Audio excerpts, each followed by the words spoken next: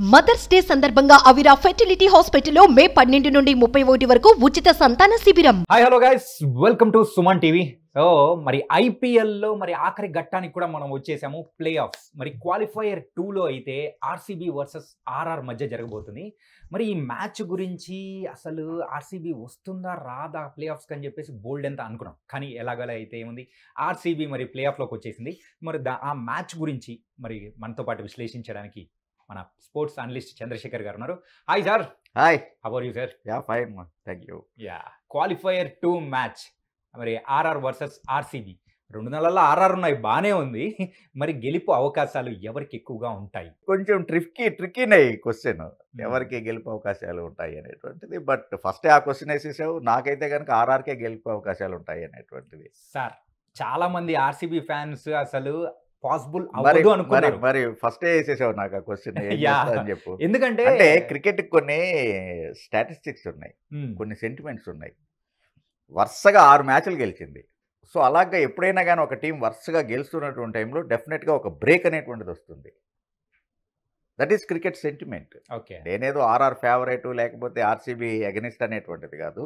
Over 30 years నుంచి గేమ్ను follow అవుతున్నటువంటి దాంట్లో చూస్తే కనుక డెఫినెట్గా there will be a break.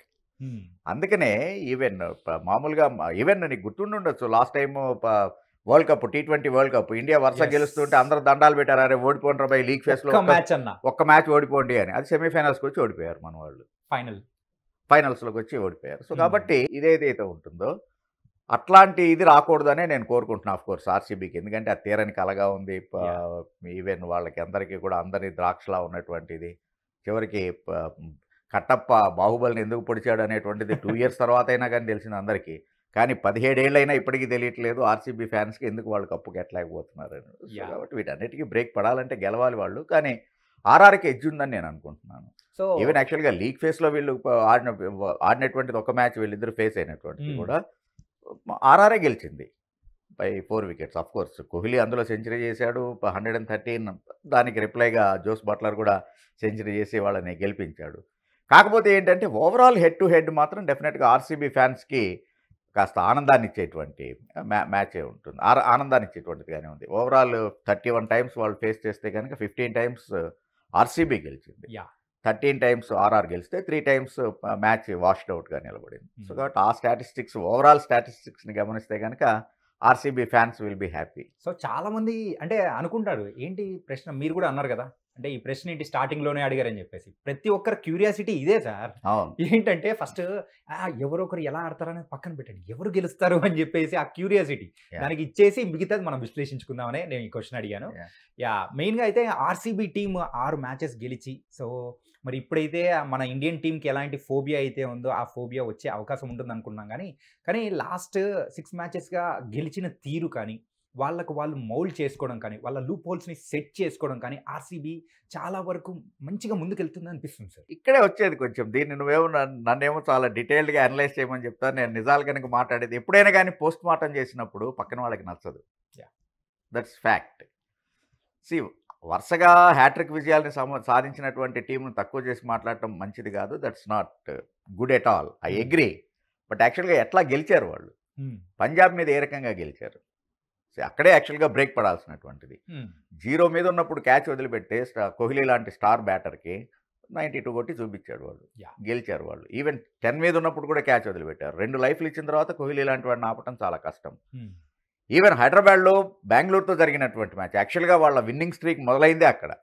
హైదరాబాద్లో ఎస్ఆర్హెచ్ని కొట్టి వాళ్ళు విన్నింగ్ మొమెంటం అనేటువంటిది మొదలైంది. అది ఎక్కడ జరిగింది? ఫస్ట్ ఓవర్లోనే ఎవరైనా కానీ స్పిన్నర్తో, జనరల్గా స్పిన్నర్ తోటి బౌలింగ్ని ఓపెన్ చేశారు అంటే కనుక ఆ వికెట్ ఎలా బిహేవ్ చేస్తుంది అనేటువంటిది ఫీల్డింగ్ క్యాప్టెన్ స్టడీ చేశాడనే కదా అర్థం. ఇట్స్ ఎ క్లియర్ ఇండికేషన్ ఒక సీనియర్ ప్లేయర్గా. సో కాబట్టి ట్రావిస్ హెడ్ ఎలాంటి షాట్ ఆడాలి ఫస్ట్ ఓవర్లో? విల్ జాక్స్ని, పైగా అప్పుడే అతను ఫస్ట్ మ్యాచ్ ఆడుతున్నాడు ఈ సీజన్లో. సో కాబట్టి వాడి బౌలింగ్ ఏంటి అనేటువంటిది నువ్వు ఈ రీసెంట్ ఇదిలో చూడనట్టే కదా లెక్క. కొన్ని నీ దేశం వాళ్ళే అయితే కనుక అది వేరే విషయం కాదు. కాబట్టి ఆ షాట్, రాంగ్ షాట్ వల్ల అక్కడి నుంచి ఓటమి బాట పట్టింది ఎస్ఆర్హెచ్. సో కాబట్టి అవకాశం ఇచ్చింది ఎవరు? వాళ్ళ ఎక్సలెంట్ బౌలింగ్ బ్యాటింగ్ కన్నా కూడా మనం అవకాశం ఇచ్చాం. పంజాబ్తో జరిగినటువంటి మ్యాచ్ ఏంటి? ఫీల్డర్లు అవకాశం ఇచ్చారు. Part of the game, I do agree. క్యాచ్లు డ్రాప్ చేయడం అనేటువంటిది ఐ అగ్రీ. ఈవెన్ గిబ్స్ లాంటి వాడు క్యాచ్ని డ్రాప్ చేసి సౌత్ ఆఫ్రికాకి వరల్డ్ కప్ అందకుండా స్టీవ్ వా చేత సెంచరీ కొట్టించుకొని ఆస్ట్రేలియాకి ఇచ్చాడు cup. Yeah. I agree with that.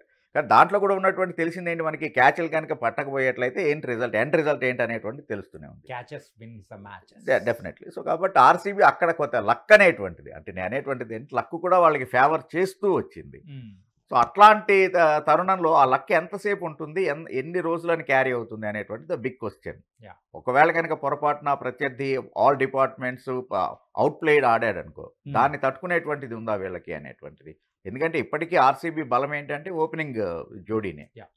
Okay, అటు డూప్లెసిస్ అండ్ కోహ్లీ ఆడేటువంటి ఆట తీరు మీదే మిగిలినటువంటి ఇది. అఫ్ కోర్స్ ఒక మ్యాచ్ విల్ జాక్స్ సెంచరీ కొట్టాడు, ఐ అగ్రీ. అది కోహ్లీ తోటి కలిపి, కోహ్లీ యాక్చువల్గా ఇంకా 70 మీద ఆగిపోయాడు, విల్ జాక్స్ ఒక blinder, that's a blind century. So కాబట్టి అట్లాంటిది ప్రతి ఆటగాడికి ప్రతిసారి అది సంభవం అయ్యేటువంటిది కూడా కాదు. Even Jacks is not there now.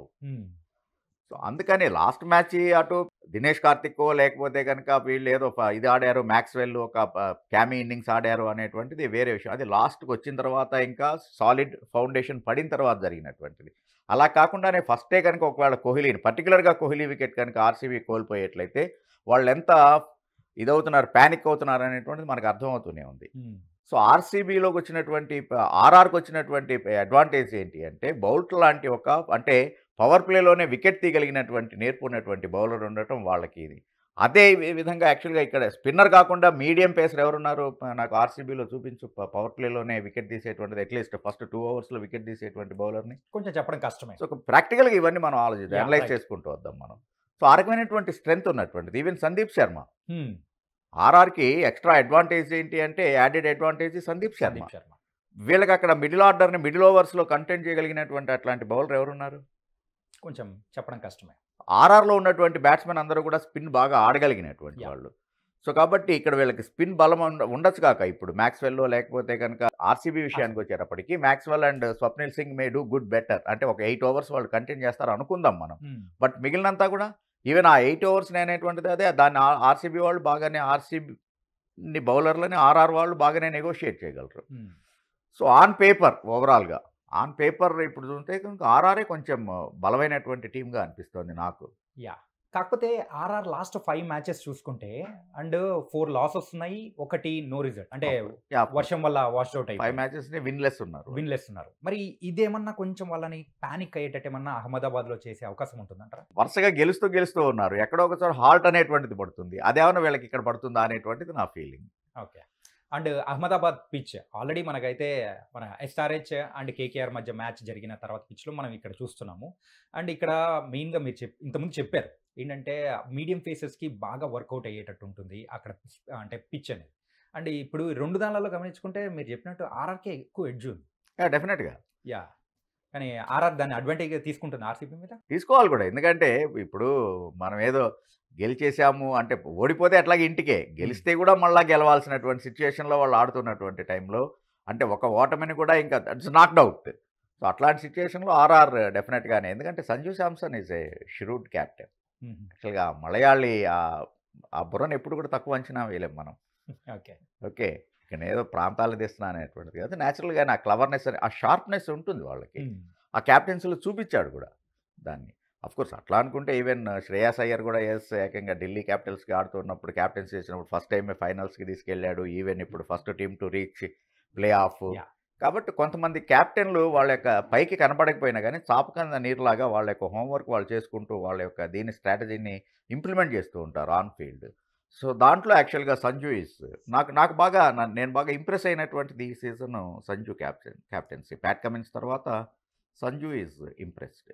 And ఒక పక్క అయితే ఆర్సీబీకి విల్ జాక్స్ లేడు, మరి ఇంకొక పక్క ఆర్ఆర్కి అయితే జాస్ బట్లర్ లేరు.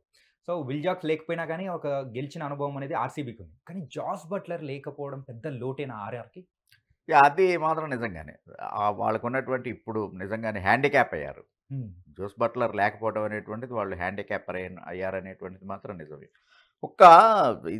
ఇక్కడ ఏమైంది ఏంటంటే, ఆర్సీబీకి విల్ జాక్స్ లేకపోయినా కూడా వాళ్ళు ఎందుకు గెలవగలుగుతున్నారు, ఒత్తిడి లేదు అంటే, du Plessis and Virat Kohli are super form. Du Plessis పెద్ద పెద్ద ఇన్నింగ్స్లో ఆడక్కర్లేదు కాక, కానీ కావాల్సినటువంటి ఫౌండేషన్ వేసి వెళ్ళిపోతున్నాడు. 190, 200 స్ట్రైక్ రేట్ తోటి క్విక్ ఫైర్ 25-30 రన్స్ అయినా సరే కొట్టేసి వెళ్ళిపోతూ ఉన్నాడు, ఫౌండేషన్ ఇస్తున్నాడు. కానీ ఇక్కడికి వచ్చేటప్పటికి ఆర్ఆర్కి ఒకటి బట్లర్ లేకపోవడం ఒకటైతే చాలా చాలా పూర్ ఫామ్లో ఉన్నటువంటిది యశస్వి జైస్వాల్. రైట్. మెయిన్ ఒక సెంచరీ చేశాడు అంత మటుకే, బట్ ఫర్ దట్ సెంచరీ ఆ తర్వాత అతని దగ్గర చెప్పుకోగలిగినటువంటి నాకేమీ లేదు ఈ ఏడాది. సో అది వాళ్ళకి అంటే ఓపెనింగ్ పెయిరే వాళ్ళకి ఇబ్బంది అవుతూ ఉంది. అది అక్కడ ఇబ్బంది. అంటే almost number 3 batter captain himself దాదాపు ఫస్ట్ ఓవర్లోనో సెకండ్ ఓవర్లోనో వచ్చి బ్యాటింగ్ చేయాల్సినటువంటి పరిస్థితి కలుగుతుంది. కాబట్టి అది వాళ్ళకి ఆ ఒత్తిడి అనేటువంటిది ఉంటుంది. దాన్ని కనుక ఎన్కాష్ చేసుకుంటూ ఫస్ట్లోనే దాన్ని తీసి ఆర్సీబీ బౌలర్లు నిజంగానే ఒక 2-3 వికెట్లు కనుక తీయగలిగేట్లయితే ఇంకా ఆర్సీబీని ఎవరు ఆపేటువంటి పరిస్థితి లేదు. ఎందుకంటే వాళ్ళకి బ్యాటింగ్ డిపార్ట్మెంట్ ఇప్పటికీ కూడా స్ట్రాంగ్గా ఉంది. ప్రతి ఏడాది ఆర్సీబీకి ఉన్నటువంటి స్ట్రెంగ్త్ అదే, బ్యాటింగ్ స్ట్రెంగ్తే. ఈసారి మరీ బలపడినట్టుగా కనబడుతూ ఉంది అది. సో డెఫినెట్గా ఆ వీక్నెస్ అనేటువంటిది అంటే ఆ లోటు ఆర్ఆర్కి రేపటి మ్యాచ్లో కూడా కనబడుతుంది. ఫైనల్ క్వశ్చన్ సార్, ఏంటంటే ప్లే ఆఫ్లో అంటే ఇప్పటివరకు గ్రూప్ స్టేజెస్లో ఆడిన మ్యాచెస్ ఒక ఎత్తు అయితే ప్లే ఆఫ్లో ఆడే మ్యాచెస్ మరి వాళ్ళ అప్రోచబిలిటీ అనేది కూడా చాలా డిఫరెంట్గా ఉంటాయి. మరి భారీ స్కోర్లు చూసే అవకాశం ఏమన్నా ఉంటుందంటారా ఈ ప్లే ఆఫ్లో? ఈవెన్ అహ్మదాబాద్లో ఆడుతూ ఉన్నాం కాబట్టి అహ్మదాబాద్లో కూడా యాక్చువల్గా 180, 190 ఈజ్ ఫర్ షూర్.